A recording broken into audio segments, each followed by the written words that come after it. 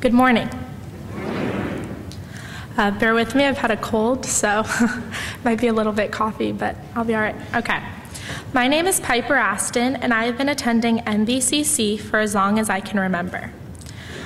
As a young child, my first experience with the church was joining the ranks of the children's choir with Pat Edwards and Evelyn Bell.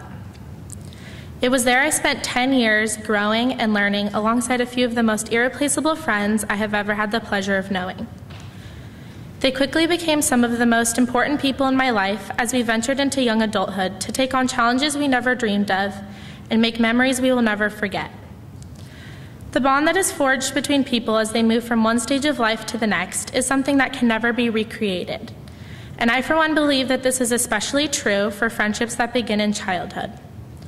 The friends I made while singing in the church choir have seen me at my very worst, my very best, and everything in between.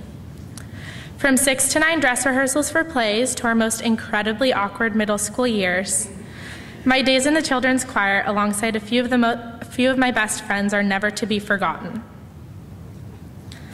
Although I attended youth group events sporadically before entering high school, it became a staple in my life when beginning my freshman year.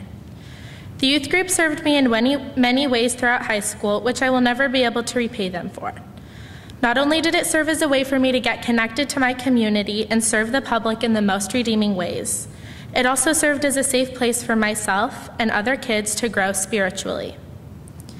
The other day, while driving on the freeway with my mother, I noticed we were driving alongside a van with the words Peppermint Ridge painted on the side, and I immediately felt a warmth come over my body for the memories that I have of this incredible place. For those of you who are unfamiliar with this organization and the wonderful work that they do, I will read their mission statement. Founded in 1959, Peppermint Ridge is a nonprofit organization with the mission of providing loving homes and empowering support services for individuals with developmental disabilities, gently guiding these special people towards greater independence and fuller community participation. In Matthew 25, verse 40, Jesus explains the importance of taking care of the most vulnerable people around us, stating, "Truly I tell you, whatever you did for the least of these brothers and sisters of mine, you did for me." Peppermint Ridge is one of the many organizations that our church supports through the UCC Conference of Southern California that we belong to. I have had the opportunity to visit this amazing establishment a couple of times thanks to my involvement with the youth group here at MBCC. The time that I spent in the community of Peppermint Ridge is unparalleled by any other experience I had in my high school years. While there, we interacted with the residents and were able to spend quality time with them while playing games, making crafts, eating, and laughing. At the end of the night, we spent 30 minutes or so dancing with the residents of Peppermint Ridge. This encounter with these truly amazing souls was incredibly freeing and something I will hold dear to my heart for as long as I live. This truly humbling experience has impacted my life in a huge way, as I have now decided to pursue a career working with developmentally disabled individuals. I am currently working at Pediatric Therapy Network in Torrance, where I work alongside occupational, speech, and physical therapists in assisting them with treating disabled and delayed children between the ages of 1.5 years to 3 years old. Without having been involved with the youth group, I might have never known about Peppermint Ridge and the amazing services that they provide for the most vulnerable members of our society. Growing up sitting in these pews, I was reminded every Sunday of the undeniable support that the members of this community are given. It has been a true blessing in my life to have a second family that goes beyond the bond of blood. The spiritual bond that is built in this room is very special and unlike any other relationship built in other venues. The unity that is felt while sitting in this holy place should not be taken for granted.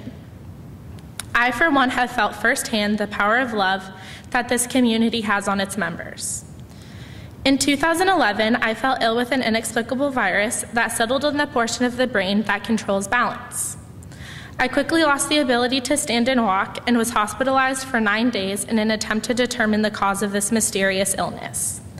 It meant so much to me to have both Reverend John Calhoun and Reverend Aaron Wyma visit me while I was in the hospital and give my family the support and reassurance that we needed.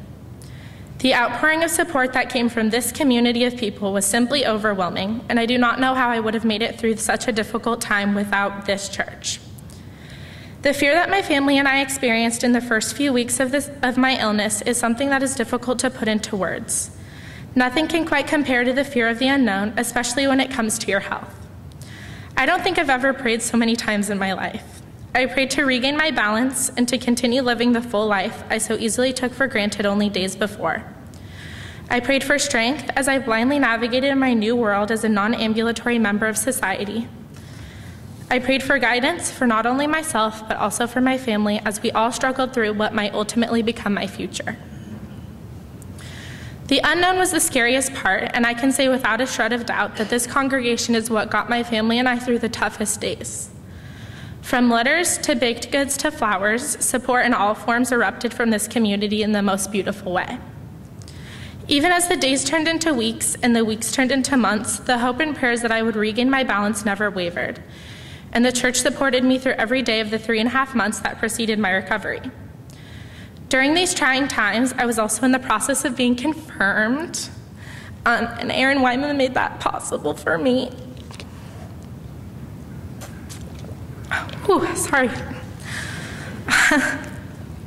And I was able to walk up here and give my confirmation speech instead of being in a wheelchair just days before. So I don't know that I ever got the chance to stand up here and thank you for that, because it really meant the world to my family and I for all of the support you gave us during that time.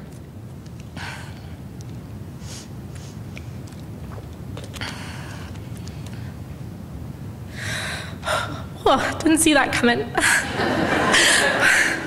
Okay. I am very fortunate to have grown up in the time that I did. As a child, I was never aware of the mistrust that is present between a variety of groups within our society.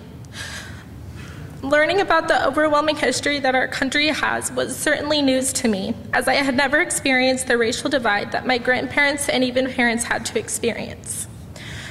However, now that I'm older, it has become evident to me that as children, we merely live in a sheltered world where we are blissfully unaware of the problems that our parents face, and rightfully so. There is a type of disappointment I remember feeling when I realized the level of mistrust that our society feels towards each other when we should be feeling a sense of belonging. Although we have very obviously made great strides towards positive social change, it is clear we still have work to do. I cannot imagine I'm the only young adult who suffers with this and struggles as we take on challenges and approach the time in our lives where we begin making decisions that will affect the future of our country. And I am so very grateful that I have the church in my life as I take on this new role in my community. I have an incredible outlet in God and His community of people that I'm surrounded by as I learn the responsibilities that come with the new role I have in our society.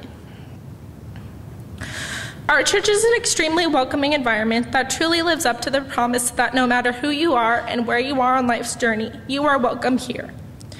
This has been demonstrated in a variety of ways, including the presence of our very own rabbi. Rabbi Leon Kahane was a recurring figure throughout my childhood in the church. Growing up, my best friend named Alex was Jewish. I will never forget the morning I came to church with my family and saw her sitting just a few rows ahead. To her, sitting in church listening to a rabbi speak was something very odd and unconventional. But to me, it was just another Sunday. How amazing is it that at our little church on Peck Avenue, we can create a setting in which we are irrevocably accepting of all religions and beliefs. I, for one, find that to be incredibly inspiring, and I'm very proud of the acceptance we practice here at MBCC.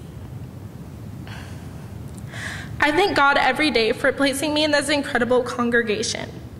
I value this community and the spirituality that has grown within me so very much, and I cannot thank you all enough for helping me along the journey of spiritual growth that I have been on and will continue to explore in the future. I look forward to the months and years to come as we continue to worship our loving God together in solidarity. Thank you.